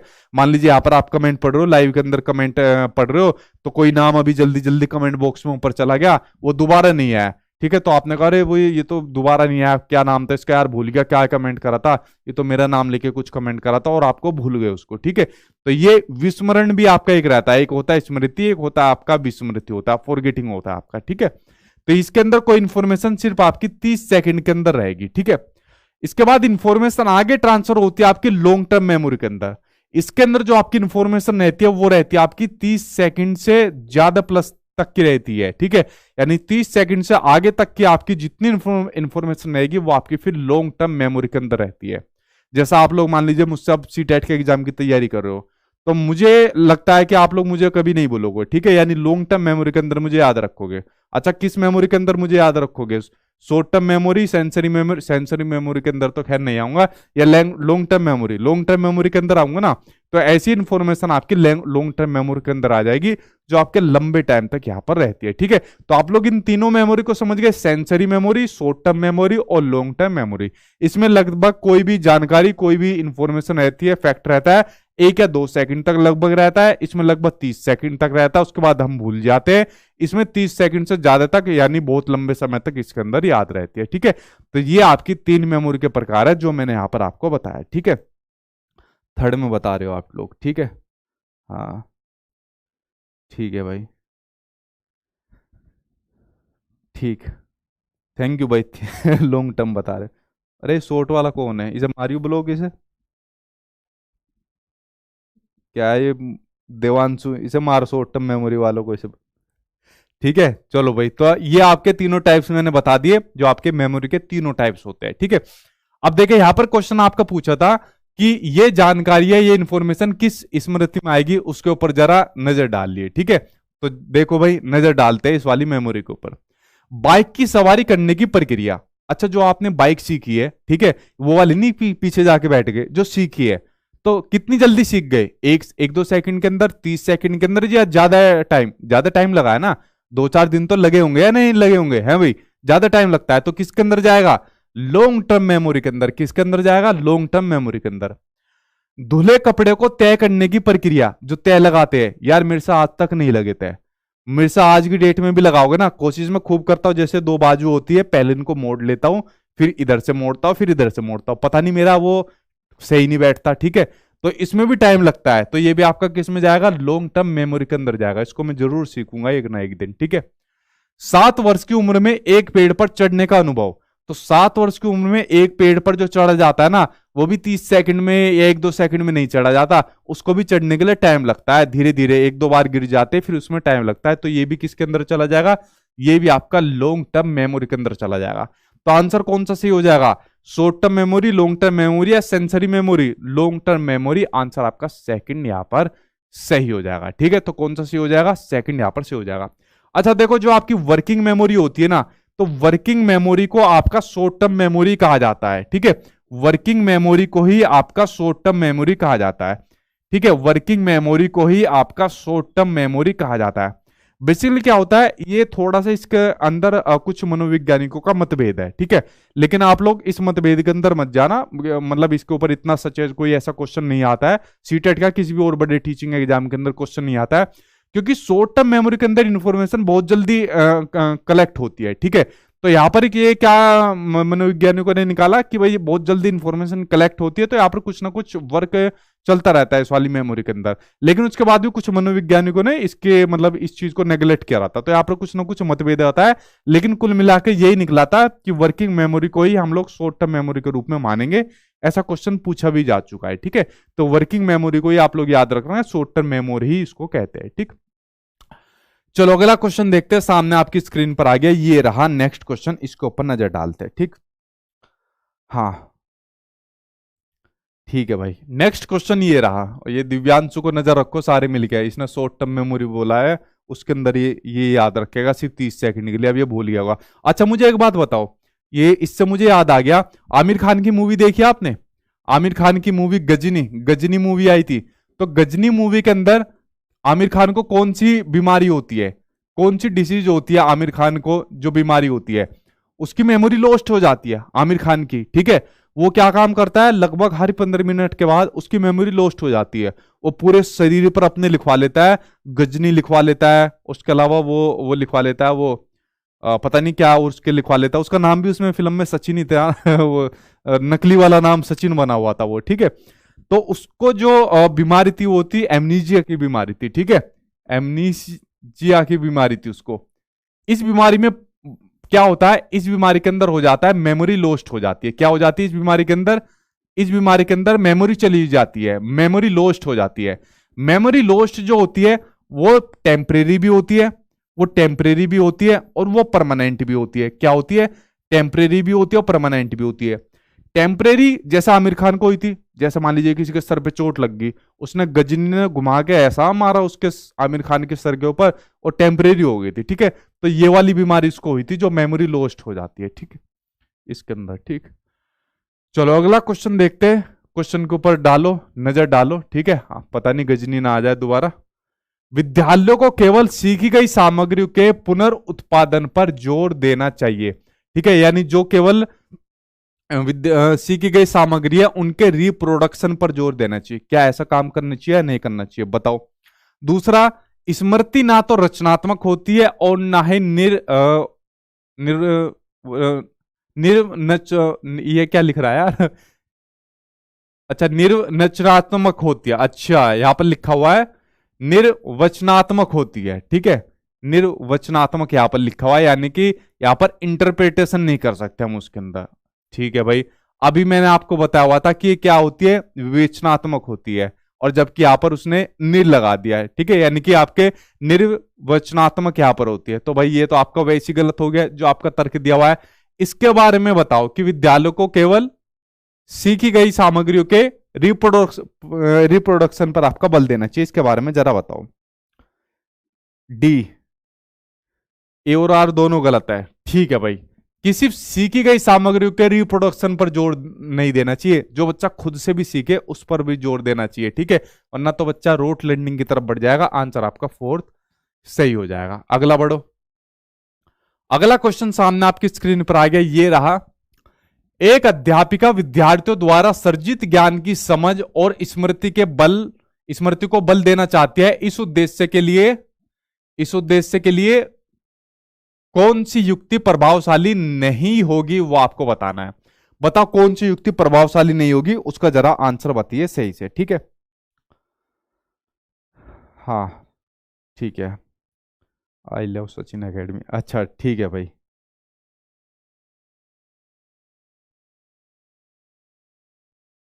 ठीक है भाई, इसके ऊपर नजर डालते हैं। पहले रूपांतरण का सृजन करना, ठीक है, यानी मेटाफोर का क्रिएट करना उसको, ठीक है, रूपांतरण का सृजन कर सकते हैं, तो ये तो आपका पॉजिटिव हो जाएगा। पहले की जानकारी को नए प्रश्न के लिए उपयुक्त करना। देखो क्वेश्चन को, इसको दोबारा देखो, यहां पर है कि एक अध्यापिका विद्यार्थियों द्वारा जो सर्जित ज्ञान है उसकी समझ और स्मृति को बल देना चाहती है। इस उद्देश्य के लिए कौन सी प्रभावशाली नहीं होगी। अब यहां पर सिंपल सा आप लोग यहां पर देखोगे कि पहले की जानकारी को नए प्रश्न के लिए प्रयुक्त करना, तो प्रीवियस नॉलेज को नई नॉलेज के साथ कनेक्ट करने की यहां पर बात हो रही है, तो ये तो करना चाहिए भाई सेकंड के साथ आपको। अगला है उप अवधारणाओं के मध्य संबंधितता को क्रियान्वित करना, यह भी करना चाहिए, यानी सब कंसेप्ट के बीच में यहां पर उसके रिलेशन को बनाना चाहिए। अप्रासंगिक जानकारी को प्रासंगिक जानकारी के साथ सुमेलित करना, क्या काम करना, अप्रासंगिक जानकारी को प्रासंगिक जानकारी के साथ सुमेलित करना। मुझे बताओ 2 सही होगा या 4 सही होगा, ये लाइफलाइन आपके लिए दे दी, इनके बीच में बताओ 2 सही होगा 4 सही होगा, ये बताओ, ठीक है, बताओ। डी, डी के साथ जा रहे हो, बिल्कुल सही बात है। अप्रासंगिक जानकारी का क्या करोगे, ठीक है, अप्रासंगिक जानकारी का क्या करोगे, जो इररिलेवेंट इंफॉर्मेशन है उसका क्या काम करोगे। रिलेवेंट इंफॉर्मेशन के साथ इररिलेवेंट इंफॉर्मेशन का कुछ नहीं हो सकता, ठीक है, आंसर 4 सही हो जाएगा। चलिए बढ़ते हैं आपके सामने नेक्स्ट क्वेश्चन। आपका क्वेश्चन दिया हुआ है भावना यानी जो आपकी इमोशंस होती है। देखिए मैंने आपको क्या बताया हुआ था, ये क्वेश्चन आपका भावनाओं से नहीं है, बेसिकली क्वेश्चन आपका मेमोरी यानी कि स्मृतियों से लिया हुआ क्वेश्चन है। देखिए भावनाएं लर्निंग के अंदर मैंने क्या बताई थी, लर्निंग को प्रभावित करने वाला एक बड़ा महत्वपूर्ण कारक होती है। बच्चे की जो भावनाएं होती है, इमोशंस होती है, वो लर्निंग को प्रभावित करती है, चाहे आपकी पॉजिटिव हो चाहे नेगेटिव हो। और एक टीचर की इमोशंस भी लर्निंग को प्रभावित करती है। लेकिन लर्निंग के साथ साथ ये आपकी मेमोरी यानी स्मृति को भी प्रभावित करती है। वो कैसे प्रभावित करती है, देखिए सिंपल सा आपको बताता हूं, क्वेश्चन आपका निकल जाएगा। आपकी मेमोरी के अंदर जितनी भी इंफॉर्मेशन है वो सब कलेक्ट हो रही है धीरे धीरे करके। चैप्टर पढ़ रहे हो, सीटेट के बारे में पढ़ रहे हो, आज 20वां टॉपिक पढ़ा दिया, मल्टीपल क्लास भी मैं आपके लिए लगा रहा हूं। लेकिन मान लीजिए आपकी जो भावना है, आपके इमोशंस है, वो ठीक नहीं है। आपके घर वालों ने आपको डांट लगा दी, ताना दे दिया, या मान लीजिए किसी का कॉल आया और कॉल पर आपकी लड़ाई होगी किसी से, ठीक है, और आपका मूड खराब है, तो क्या आप लोगों का लर्निंग के अंदर मन लगेगा? आपका लर्निंग के अंदर मन नहीं लगेगा। तो क्या आप अपनी मेमोरी के अंदर इंफॉर्मेशन को कलेक्ट कर पाओगे? जो मैं यहां पर आपको पढ़ा रहा हूं उसको अपनी मेमोरी के अंदर इंफॉर्मेशन को कलेक्ट कर पाओगे? नहीं कर पाओगे। आपका ध्यान पूरे टाइम घर वालों के ताने में, जिसका फोन आया, या वहीं पर पूरे टाइम आपका मन लगेगा। इसलिए जो आपके इमोशंस होते हैं वो आपके लर्निंग के साथ साथ, अधिगम के साथ साथ, लर्निंग के साथ साथ आपकी जो मेमोरी होती है उसको भी प्रभावित करते हैं। किसको प्रभावित करते हैं? आपकी मेमोरी को भी प्रभावित करने वाले आपके कारक होते हैं। ये बात आप लोग समझ गए, ठीक। अब यहां पर ऑप्शन दिया हुआ है कि अधिगम को महत्वपूर्ण रूप से प्रभावित करते हैं परंतु स्मृति पर इनका कोई प्रभाव नहीं पड़ता। गलत, उसको भी प्रभावित करते हैं।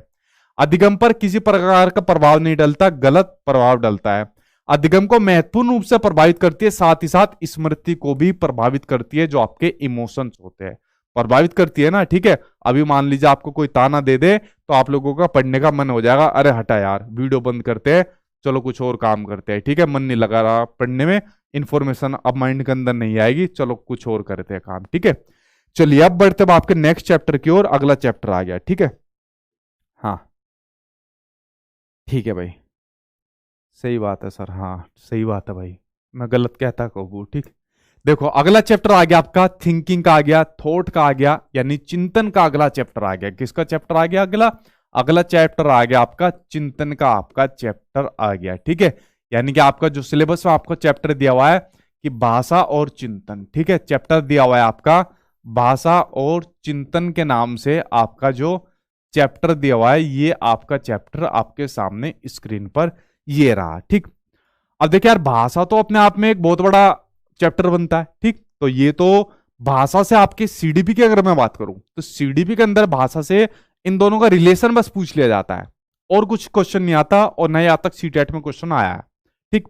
अगर मैं भाषा की बात करूं, आपके जो लैंग्वेज होती है, जो भी आप दो लैंग्वेज लेते हो, हिंदी लो, इंग्लिश लो, संस्कृत लो, XYZ कुछ भी लो, तो वहां पर आपके सारे क्वेश्चन भाषा से आने हैं। सबसे ज्यादा सीडीपी में जो आपका क्वेश्चन आता है, इन दोनों के ऊपर कोई एक आधा क्वेश्चन आ जाता है, इन दोनों के ऊपर रिलेशन के बीच में आ जाता है, वरना सबसे ज्यादा क्वेश्चन आपके चिंतन के ऊपर पूछे जाते हैं, कन्वर्जेंट, डाइवर्जेंट, और जो आपका ये क्रिटिकल थिंकिंग, समालोचनात्मक चिंतन वगैरह, या मेटाकोग्निशन वगैरह जो आपका पूछ लिया जाता है, वो सब आपका इसी के अंदर आपको देखने को मिलता है, ठीक। तो हम लोग पढ़ते हैं अब इस महत्वपूर्ण चैप्टर के बारे में पढ़ते हैं। यहां से तो क्वेश्चन आपके डेफिनेटली टकराने हैं, ठीक है। चलिए बढ़ते हुए आपके एक एक करके पढ़ते हैं, कौन कौन से क्वेश्चन है, बड़े महत्वपूर्ण क्वेश्चन है, इनके ऊपर एक बार नजर डाल लेते हैं, ठीक। चलो भाई, हाँ हाँ, पहले बता दिया divergent thinking will be positive. अच्छा भाई, चलो भाई देखते हैं कैसे पॉजिटिव होती है, अभी तो आई भी नहीं है डाइवर्जेंट थिंकिंग, ठीक। नोट्स कैसे मिलेंगे सर? भाई ये सब एप्लीकेशन के अंदर होता है, प्ले स्टोर पर जाना, सचिन एकेडमी ऑफिशियल, उसी में आपको कोर्स, इसके अलावा नोट्स, एनसीईआरटी क्लासेस वगैरह सब उसी के अंदर आपके, ठीक। अब देखो यहां पर दिया हुआ है भाषा और विचार। क्या दिया हुआ है? भाषा और विचार दिया हुआ है। देखिए अब सिंपल से एक बात यहां पर समझिए, सिंपल से आपको एक बात समझनी है। अगर मैं बात करूं यहां पर भाषा और विचार की बात करूं, किसकी बात करूं? भाषा और विचार की बात करूं, ठीक है, या बात करूं भाषा और चिंतन की बात करूं, चिंतन लिखो, चिंतन से आप लोगों को बिल्कुल सही फील होगा। आप लोगों को सिंपल मैंने कई बार बताई हुई है, जब भी आपके सामने कोई प्रॉब्लम आती है या किसी के सामने कोई समस्या आती है, तो समस्या आने पर सबसे पहली चीज क्या स्टार्ट होती है? समस्या आने पर सबसे पहली जो चीज स्टार्ट होती है वो चीज स्टार्ट होती है आपका चिंतन होना, स्टार्ट होना शुरू हो जाता है। जैसे अगर मैं आपसे अभी कहूं कि बताओ कि जो आपका सीटेट का एग्जाम है, सीटेट का एग्जाम पास होने के बाद आप किस डिपार्टमेंट में आपकी जॉब लगेगी। तो सीटेट का एग्जाम पास होने के बाद सिर्फ आप लोगों की टीचिंग डिपार्टमेंट में, यानी टीचर आप लोग यहाँ पर बन सकते हो। तो आप लोगों ने क्या काम करना शुरू कर दिया, आप लोगों ने चिंतन करना यहाँ पर शुरू कर दिया, और उसके बाद आप लोगों ने आंसर दिया यहाँ पर टीचर, आप लोगों ने आंसर दिया, यानी कि चिंतन करने के बाद आप लोगों ने समस्या का समाधान यहाँ पर कर दिया। क्या काम कर दिया, आप लोगों ने समस्या का यहाँ पर समाधान कर दिया। जब समस्या का समाधान हो जाता है तो आपका चिंतन भी खत्म हो जाता है। क्या हो जाता है, चिंतन भी आपका खत्म यहां पर हो जाता है जब समस्या का समाधान हो जाता है।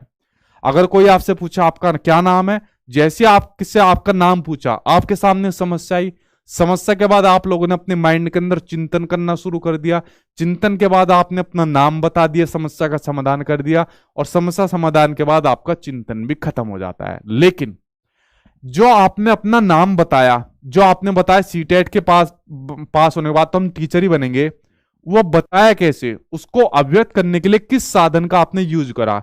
तो उसको अभिव्यक्त करने के लिए आपने जो यूज करा वो करा आपने भाषा का यूज करा। और भाषा क्या होती है, विचारों को आदान प्रदान करने का माध्यम होती है। क्या होती है, विचारों को आदान प्रदान करने का, विचारों को आदान प्रदान करने का माध्यम होती है जो आपका भाषा होती है। क्या होती है, विचारों को आदान प्रदान करने का माध्यम होती है, भाषा होती है। अब मुझे जरा एक बात बताओ, ठीक है, जितने लोग आप लोग वीडियो देख रहे हो, अब जो विचार होते हैं, जो भाषा होते हैं, दोनों के बीच में नेगेटिव रिलेशन होता है, दोनों के बीच में पॉजिटिव रिलेशन होता है। अगर इन दोनों को मैं अलग अलग कर दूं, ठीक है, दोनों को इनके बीच में खाई डाल दूं, ठीक है, इनको बिछड़ा दूं, ठीक है, तो एक बात बताओ, क्या दोनों ये पॉसिबल हो पाएगा, दोनों एक दूसरे के बिना रह पाएंगे, नहीं रह पाएंगे। अगर मैं कहूं कि क्या आप गधे हो और आप चुप रहोगे, ठीक है, तो क्या यहां पर बिना भाषा का काम चल जाएगा, मन के अंदर चिंतन करोगे कि यार बस एक बार मैं कुछ बोल जाऊं फिर उसको जवाब देता हूं, मैं क्यों था गधा, तू होगा गधा, ठीक है। तो बिना भाषा के क्या यहां पर चिंतन कुछ कर पाया, कुछ नहीं कर पाया। उसके अलावा अगर मान लीजिए सिर्फ आप बोल ही बोल रहे हो और किसी को कुछ भी बोलते जा रहे हो, ये गधा है, वो गधा है, उल्टा सीधा गधा है, और चिंतन नहीं कर पा रहे हो, सही चिंतन नहीं कर पा रहे हो, किसी ने आपका साथ में हाथ मिलाया, और भाई कैसे हो, मैं ठीक हूं, तुम बेकार है, कैसे हो, अरे भाई सही जगह पर सही हाथ मिलाओ, अननोन पर्सन से कैसे हाथ मिला रहे हो। किसी की शादी में गए, शादी में जाकर कह रहे हो कि हेलो भाई बहुत अच्छे, जल्दी करे भगवान करे तुम जल्दी उठ जाओ, मर जाओ तुम तो शादी वाला वही कूट देगा। तो सही अगर आप भाषा बोल रहे हो तो वहां पर सही चिंतन आपको करना चाहिए।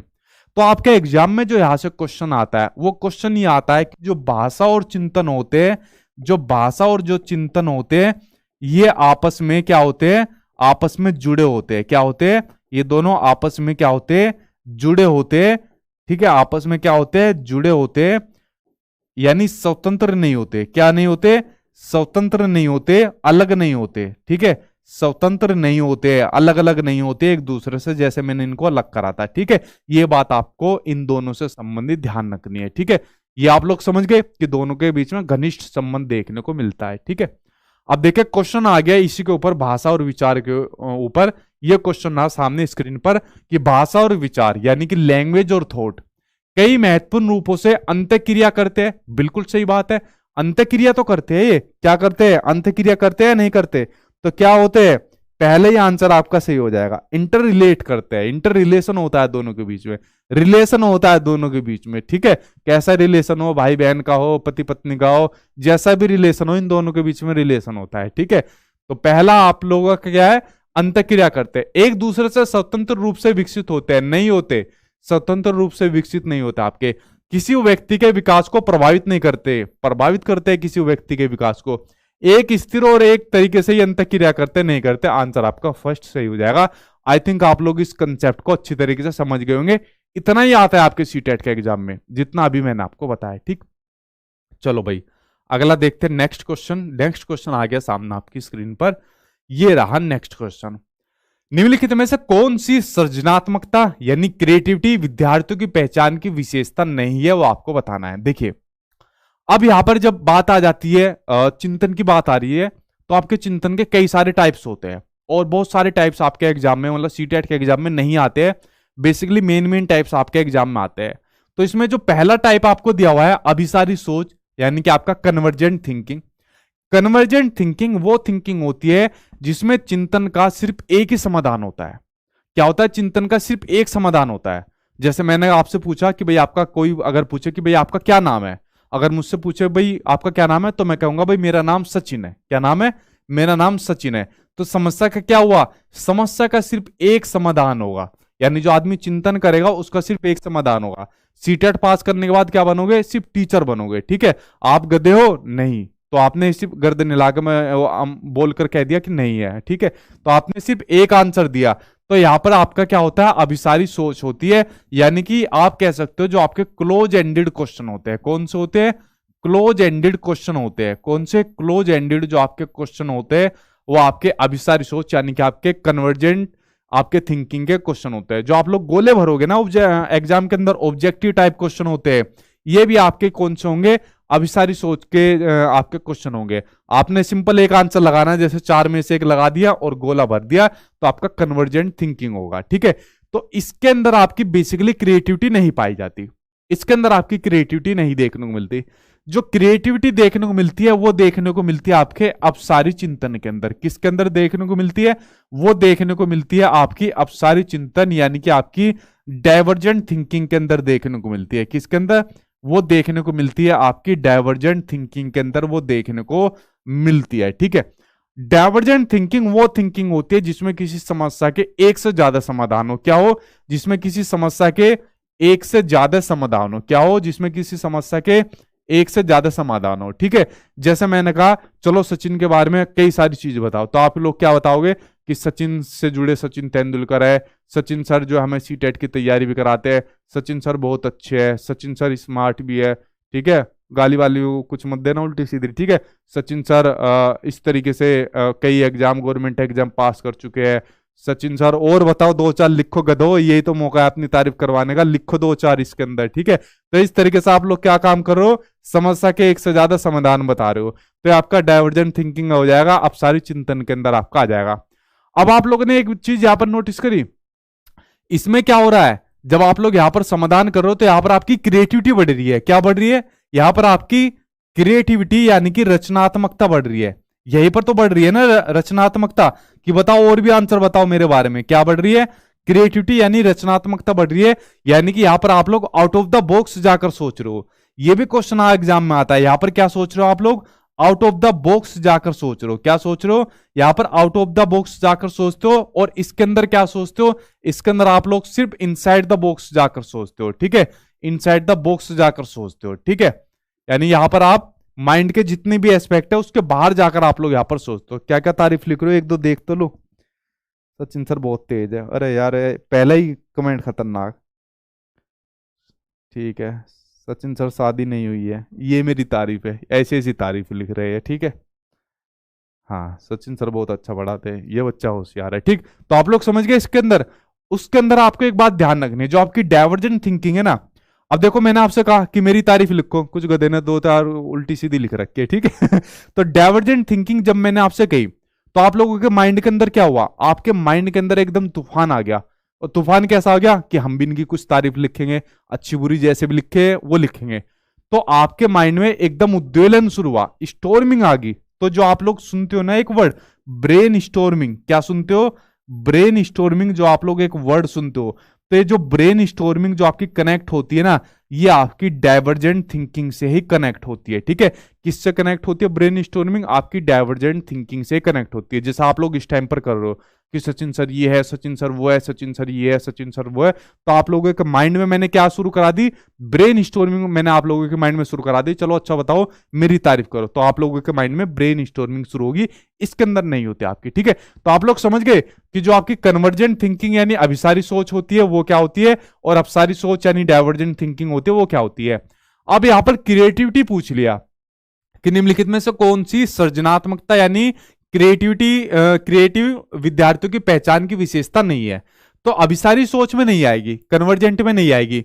जिज्ञासा की प्रबल संभावना, देखो जिज्ञासा आ जाएगी, जैसे आप लोगों के अंदर आ गई, हम भी लिखेंगे इनकी तारीफ में 2 शब्द हम भी लिखेंगे। ठीक है, उच्च स्तरीय समस्या समाधान कौशल, आपका high order problem solving skill इसके अंदर आ जाएगी आपकी। ठीक है, नवाचारी अनूठे विचार, जो आप लोगों ने मेरे बारे में नए नए विचार लिखे, ठीक है, उल्टे सीधे जो भी लिखे, तो वो इसके अंदर आ जाएगी। तो आंसर आपका सेकंड सही हो जाएगा। ठीक, तो दोनों कंसेप्ट को समझ लेना, दोनों कंसेप्ट के ऊपर सबसे ज्यादा क्वेश्चन इनके देखने को मिलते हैं, ये इसको अच्छे तरीके से आप लोग समझ लेना। ठीक है, चलो बढ़ते अब आपके अगले क्वेश्चन के ऊपर। ठीक है, बेस्ट टीचर है सचिन सर। सर आप ग्रेट हो। सचिन सर नीलाम स्ट्रॉन्ग है। अबे भाई हाँ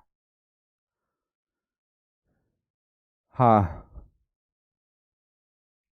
ठीक है, सर ने पार्टी नहीं दी। अच्छा, भड़ास निकाल लो बेटा, जितनी भी निकालनी है भड़ास निकाल लो। अगला क्वेश्चन देखो, निम्न अभिलक्षणों का कौन सा युग्म विद्यार्थियों की समस्या समाधान क्षमताओं को सकारात्मक रूप से बढ़ाता है, वो आपको बताना। बताओ, बच्चों की समस्या समाधान क्षमताओं को सकारात्मक रूप से कौन बढ़ाता है, उसके बारे में जरा आंसर दो, इसको बताओ सही से। ठीक है, हाँ देखो, पहला इसने दे दिया रिस्पॉन्स सेट और मेटाकॉग्निशन। देखो, जो आपका रिस्पॉन्स सेट होता है ना, तो रिस्पॉन्स सेट क्या होता है, किसी समस्या को एक ही प्रकार से रिप्रेजेंट करना।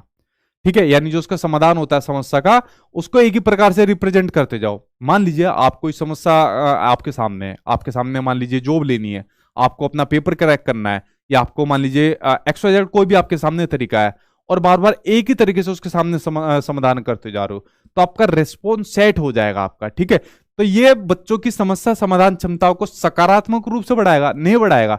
दूसरा तरीका अपनाना चाहिए ना, एक से नहीं हो रहा, दूसरे तरीके से अपनाओ, कोई दूसरा काम करो। ठीक है, मेटाकॉग्निशन होता है, तो आप लोग समझ गए, ये रेस्पॉन्स सेट हो जाएगा आपका, नेगेटिव हो जाएगा। मेटाकॉग्निशन होता है जब आदमी अपनी सोच के बारे में सोचना शुरू कर देता है, ये मैं आपको कई बार बता चुका हूं। ठीक है, यानी जब आदमी अपनी थिंकिंग के बारे में ही सोचना शुरू कर देता है, ये आपका मेटाकॉग्निशन होता है। ठीक, तो लेकिन पहले वाला इसमें नेगेटिव आ गया, ये ऑप्शन आपका गलत हो जाएगा। अगला है एनालॉजिकल थिंकिंग। एनालॉजिकल थिंकिंग में क्या होता है, जब आदमी किसी समस्या से मिलती जुलती समस्याओं का समाधान करना शुरू कर देता है, वो आपका एनालॉजिकल थिंकिंग के अंदर आता है। ठीक, जिसका कई बार एग्जांपल मैं आपको देता भी हूं। जैसे मान लीजिए आप लोग सीटेट के एग्जाम की तैयारी करते हो, और सीटेट के एग्जाम की तैयारी करते करते इससे मिलते जुलते मॉक टेस्ट आप लोग लगा लो। क्या लगा लो, सीटेट से मिलते जुलते मॉक टेस्ट आप लोग लगा रहे हो। तो जो आपके सामने प्रॉब्लम थी सीटेट की, इससे मिलती जुलती प्रॉब्लम आप लोग मॉक टेस्ट लगा रहे हो। तो इससे किसी समस्या से मिलती जुलती प्रॉब्लम का जब आप लोग समाधान करने लग जाते हो, तो यही आपकी एनालॉजिकल थिंकिंग हो जाती है। ठीक है, तो ये तो आपका ठीक है।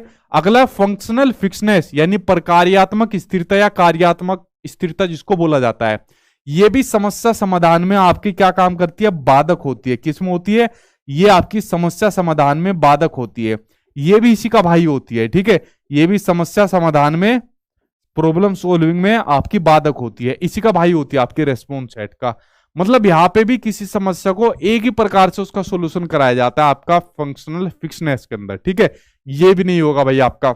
उसके अलावा रेस्पॉन्स सेट, फिर रेस्पॉन्स सेट आ गया, और कन्वर्जेंट भी आ गया, दो दो नेगेटिव आ गए। अगला है डाइवर्जेंट थिंकिंग। देखो अब सारी चिंतन आ गया, ये तो हमको करवाना चाहिए, क्योंकि इसके अंदर क्रिएटिविटी आ जाएगी, नए नए एस्पेक्ट आ जाएंगे, ब्रेन स्टॉर्मिंग आ जाएगा, तो ये तो हो जाएगा।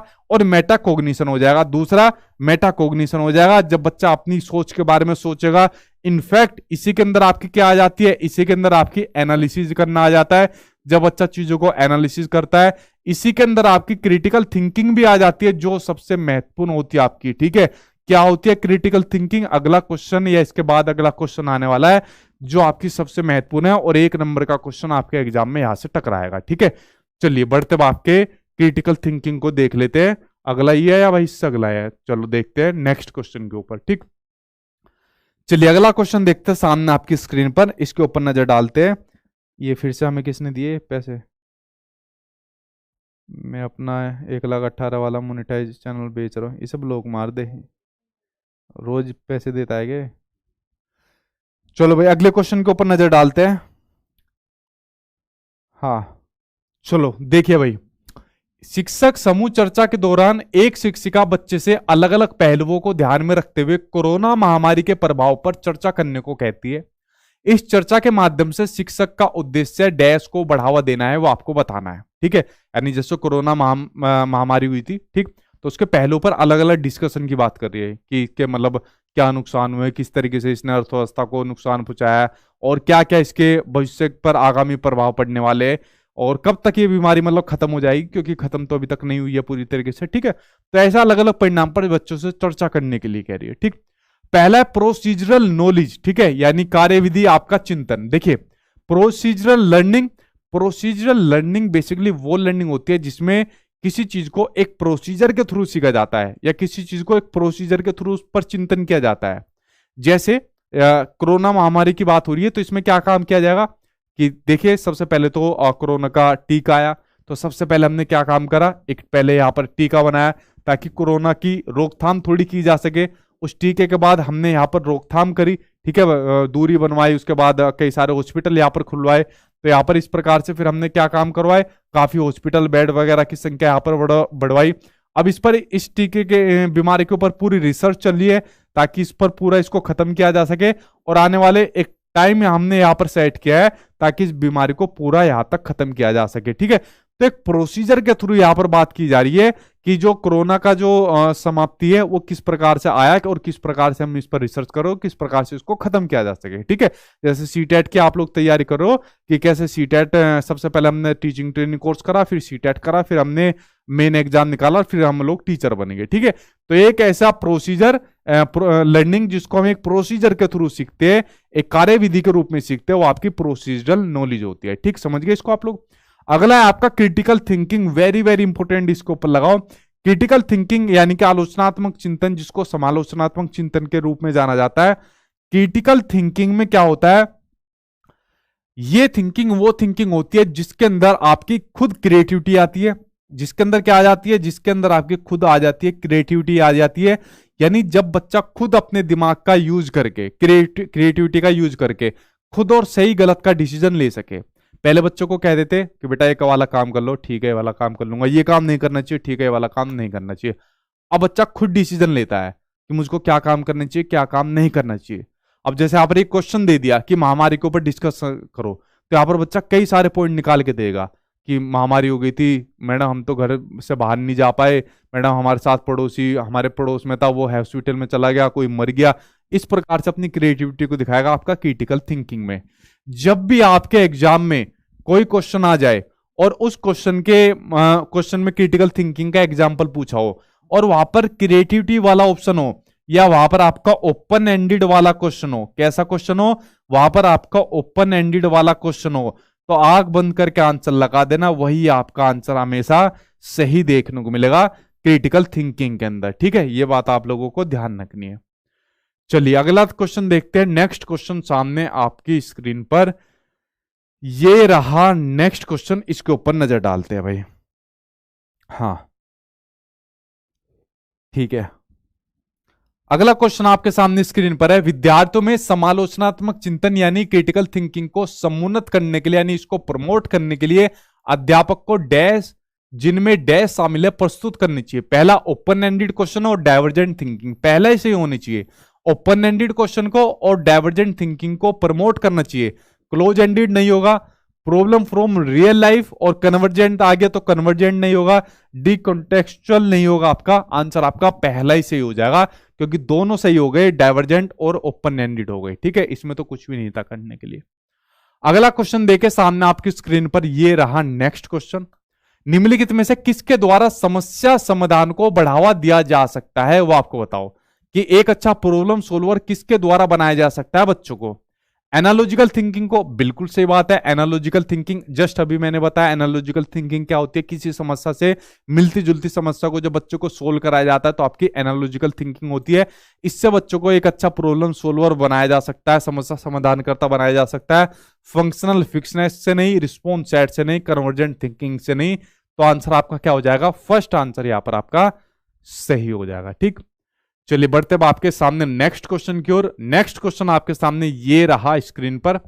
अपने स्वयं की चिंतन प्रक्रिया के बारे में सोचने की योग्यता है। यार देखो ये तो क्वेश्चन वही आ गया जो जस्ट मैंने आपको भी बताया। क्या होता है आपका, इसको कहा जाता है मिसकंसेप्शन। नहीं, मिसकंसेप्शन तो बच्चे के होते हैं, मिसकंसेप्शन भोले भाले मिसकंसेप्शन होते हैं, जिनको आपको क्या मानना होता है, जिनको आपको इंपोर्टेंट मानना होता है, जो बच्चे की जो भ्रांतियां होती है, ठीक है। तो ये तो आपका नहीं होगा ऑप्शन जो आपका है, एकोमोडेशन नहीं होगा, ठीक है।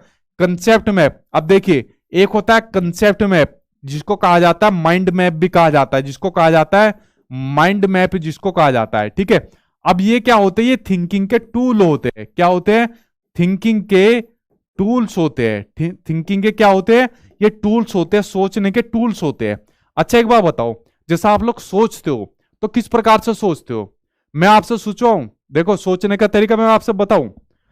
अच्छा एक बात बताओ, अभी आप लोग सोचना शुरू कर दोगे, पहला सोचने का जो तरीका होता है वो होता है क्वेश्चन करना या क्वेश्चन करवाना। क्या होता है?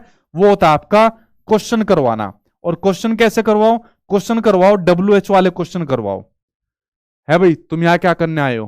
तो आप लोग क्या कहोगे? पढ़ने आए और क्या करने आए, ऐसे क्वेश्चन क्यों पूछता है? क्यों आए हो, वाई, यहाँ क्यों आए हो, ठीक है, या किस सब्जेक्ट के लिए आए हो? तो हम जो CDP पढ़ने आए हैं, और क्या पढ़ने आए हैं, उल्टे सीधे क्वेश्चन पूछ रहा है हमसे यहाँ पे। तो जैसे जैसे मैं आपसे क्वेश्चन पूछ रहा हूँ वैसे वैसे आप लोग चिंतन कर रहे हो। है भाई, यहाँ कमेंट करते रहते हो, सही सही आंसर यहाँ पर दे दो। क्या कमेंट दे रहे हो? गलत आंसर दे दिया, तो सही आंसर क्या होगा? तू बता दे सही आंसर।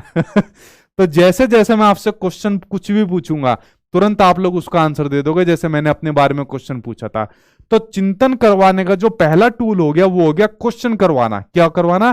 क्वेश्चन करवाना। दूसरा हो गया आपका कंसेप्ट। क्या हो गया दूसरा आपका? दूसरा हो गया आपका कंसेप्ट। जो आप लोग अपने कंसेप्ट बनाते हो, छोटे छोटे कंसेप्ट बनाते हो, जैसे मेरे बारे में कंसेप्ट बनाया कि हमारे सर ही हमको पढ़ाते हैं, ये सब चीज करवाते हैं। जैसे सीटेट के बारे में कंसेप्ट बनवाया है, भाई सीटेट का एग्जाम अब ऑफलाइन हो गया, OMR सीट पर पेपर देना है, ऐसा ऐसा करना है। तो सारे छोटे छोटे आपने कंसेप्ट बनाए जो आपस में क्या होते हैं, इंटरकनेक्टेड होते हैं, ठीक है, आपस में एक दूसरे से जुड़े होते हैं। तो कंसेप्ट बनाते हो, जो भी आप, ये भी आपके थिंकिंग का टूल्स होता है। एक होता है आपका माइंड मैप। क्या होता है? माइंड मैप, यानी कि आपका कंसेप्ट मैप।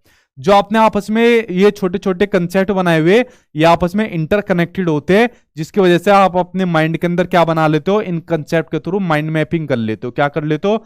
माइंड मैपिंग कर लेते हो। इसके माध्यम से भी आप लोग क्या काम करते हो? सोचते हो। तो ये सभी सोचने के आपके उपकरण हैं, इनके माध्यम से आप लोग सोचते हो यहाँ पर, ठीक है। तो यहाँ पर आपका कंसेप्ट मैप आपका सोचने का उपकरण है, थिंकिंग का टूल्स है। लेकिन यहां पर पूछा है अपने स्वयं के चिंतन की प्रक्रिया में सोचने की योग्यता। तो योग्यता पूछिए तो मेटाकोग्निशन आंसर आपका सही हो जाएगा, ठीक है। अच्छा क्वेश्चन था, बढ़िया क्वेश्चन था। चलो अगला क्वेश्चन देखते हैं सामने आपकी स्क्रीन पर। ये रहा नेक्स्ट क्वेश्चन, इसके बारे में जरा नजर डालते हैं, ठीक। हाँ ठीक है भाई, ठीक है। अगले के ऊपर नजर डालिए। विद्यार्थियों में समालोचनात्मक चिंतन को बढ़ावा देने के लिए एक अध्यापिका को ऐसा अधिगम माहौल बनाना चाहिए जैसा, यार इसको तो बढ़ा दो, ये तो बड़ा सिंपल क्वेश्चन है, इसका जल्दी बताओ। पहला दिया हुआ है विद्यार्थी संभाव्य परिकल्पनाएं निरूपित कर सके। बिल्कुल सही बात है, ऐसी हाइपोथेसिस अपनी परिकल्पनाओं को निरूपित कर सके, ये आपका सही तरीका है। जैसे वहां पर वो कोरोना का टॉपिक पूछ लिया, तो ऐसी हाइपोथेसिस वहां पर बना सके जहां पर क्रिटिकल थिंकिंग का आपका ज्यादा संभावना हो सके। अभिसारी चिंतन आ गया, तो क्रिटिकल थिंकिंग में अभिसारी तो हो ही नहीं सकता, हो सकता अवसारी हो सकता है। प्रश्न पूछने की प्रवृत्ति को नकारात्मक रूप से तो हो ही नहीं सकता। कंठस्थ स्मरण इसमें होता ही नहीं है, इसमें तो आपका क्या होती है, क्रिएटिविटी होती है। तो आंसर आपका फर्स्ट सही हो जाएगा। ये रहा भाई आपके सामने लास्ट क्वेश्चन, आपके सामने स्क्रीन पर, इसके ऊपर नजर डालते, इसके बाद यहां पर आपकी क्लास खत्म हो जाएगी। यार 3 चैप्टर थे, ये तो सोचो आप बैठकर पढ़ रहे हो बस, और मुझे तो पढ़ाना पड़ता है, मेरा गला बैठ जाता है पढ़ाते टाइम। इसके बाद मेरी अब एप्लीकेशन पर भी क्लास है, तो आप लोग थक जाते हो पढ़ते पढ़ते, आराम से बैठे बैठे, मैं खड़ा खड़ा पढ़ाता हूँ, गला सूख जाता है। तो आप लोग तो सोचा करो, जब आप लोग लिखते हो सर कितनी बड़ी क्लास, अब इसको खत्म करो, तो फिर मेरा मोटिवेशन खत्म हो जाता है, ठीक है। तो आप लोग ऐसा मत करा करो, ठीक। चलिए लास्ट क्वेश्चन है, इसके बाद क्लास खत्म है आपकी, क्योंकि 3 चैप्टर था आज, तो 3 चैप्टर बड़े बड़े थे, ठीक। हाँ इसके बाद ये पानी पिएंगे। नेक्स्ट क्वेश्चन है आपके सामने। आप अपने विद्यार्थियों में समालोचनात्मक चिंतन यानी क्रिटिकल थिंकिंग को प्रमोट करना चाहते हैं। ऐसा करने के लिए आप निम्न में से किन कौशलों का संवर्धन करोगे, किन को इनहेंस करोगे, बताओ आप। कन्वर्जेंट थिंकिंग को तो कर नहीं सकते, डाइवर्जेंट थिंकिंग होना चाहिए। स्व चिंतन यानी कि सेल्फ रिफ्लेक्शन को करोगे आप लोग। सेल्फ रिफ्लेक्शन में क्या करोगे, जो उसकी प्रीवियस नॉलेज है, प्रीवियस नॉलेज के बेस पर जो उसने नए नए कंसेप्ट सीखे हैं, तो उसको यहां पर क्या कहेंगे, सेल्फ रिफ्लेक्शन करेंगे। तो उसको हम लोग यहां पर इनहेंस करेंगे क्रिटिकल थिंकिंग के अंदर, ठीक है। तो ये आपका सही हो जाएगा। रोट मेमोराइजेशन, कंठस्थीकरण को नहीं करेंगे, पैसिव इमिटेशन नहीं होगा। सेकंड आंसर यहां पर आपका सही हो जाएगा। और यहाँ पर आपके 3 चैप्टर मैंने करा दिया आपके कंप्लीट, जो आपके 3 चैप्टर है, ठीक है। और 3 चैप्टर कंप्लीट होने के बाद आई थिंक आपको क्लास पसंद आई होगी। पसंद आए तो जो भी लाइक शेयर होता है वो आप कर देना, चैनल को सब्सक्राइब कर लेना, ताकि बाकी की क्लास आपको मिलती रहे। पहले के टॉपिक आप लोग देख लेना, यूट्यूब पर सर्च मार लिया करो, तो वो टॉपिक पहले का आपको मिल जाएंगे, ठीक है। और जो बच्चे पूछ रहे थे कि नोट्स वगैरह और बाकी कंटेंट और क्लासेस कैसे मिलेगी, तो प्ले स्टोर पर लिखना सचिन एकेडमी ऑफिशियल, वहां पर आपको मिल जाएगी, ठीक है। और स्कोर आप लोग बता दीजिए आपका कितना स्कोर है, तो स्कोर आप लोग बता दीजिए। अच्छा, बीपीएससी वाली क्लास कल होगी आपकी, मैराथन क्लास। बीपीएससी वाली क्लास कल आपकी 9:30 बजे होगी, आज नहीं होगी। कल आपकी 8 बजे सीटेट वाली क्लास होगी, अपने टाइम पर ही। सीटेट वाली क्लास आपकी लगभग वही 9 9:30 बजे खत्म हो जाती है। और उसके बाद फिर आपकी बीपीएससी की मैराथन क्लास होगी। आज किसी कारणवश आपकी नहीं हो पा रही है, तो कल होगी आपकी, ठीक है। 8 बजे सीटेट, 9:30 बजे कल आपकी फिर बीपीएससी होगी, ठीक है। कोई सवाल है, क्वेश्चन है, आप लोग जल्दी पूछिए, फिर मैं आपकी वीडियो को स्टॉप करता हूँ, ठीक। हाँ, ठीक है भाई।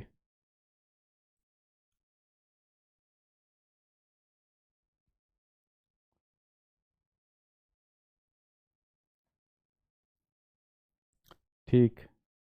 स्कोर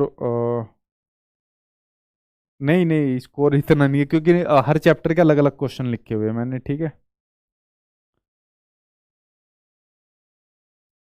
सर जी, मैंने आपका पॉड कोर्स लिया है, उसमें मॉक टेस्ट है, अब ऑफलाइन है तो दूसरे मॉक टेस्ट लेना पड़ेगा। नहीं नहीं, उन्हीं मॉक टेस्ट को करिए, ठीक है। वो आपको पूरा हेल्प करेंगे। हाँ, ये लिखा हुआ है मैंने यहाँ पर। बीपीएससी की कल आपकी सीटेट के बाद होगी, ठीक। उसमें एक दो चीज़ें और ऐड की थी मैंने, तो मैंने सोचा कल वो भी करा दूँ साथ में। अलग अलग मैराथन क्लास होगी ना बीपीएससी की,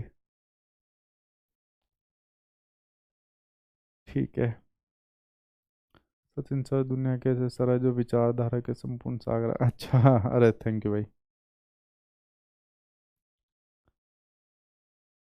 सर मैंने कोर्स लिया हुआ है, बट कैसे अब क्लास कंप्लीट करो? अब आप उसमें देखिए, जितने भी क्लास हो गई है उनको पुरानी को देखिए, और जो नई चल रही है लाइव देख रहे हैं उनको देखिए। आराम से हो जाएगी आपका, ठीक है, कोर्स कंप्लीट हो जाएगा आराम से। हाँ, ठीक है। आई लव माई बेसिक्स, अच्छा ठीक है भाई, थैंक यू। नंबर आप लोगों के ठीक आ रहे हैं, धीरे धीरे करके आप इनको बढ़ाइए नंबरों की संख्या को। हाँ, आज अच्छा गया स्कोर, ठीक है, अच्छा बढ़ाइए। चलिए फ्रेंड्स, कल मिलते हैं 8 बजे, और बीपीएससी वालों से मिलता हूँ कल 9:30 बजे, ठीक। तो कल अपना दोनों से मिलते हैं। बीपीएससी वालों बाकी बच्चों को भी कह देना कि कल 9:30 बजे आ जाना, ठीक है। तो बीपीएससी वालों कल आप लोग बता देना, बाकी सीटेट वाले कल 8 बजे आना। कल मिलते हैं इसी टाइम। Thank you.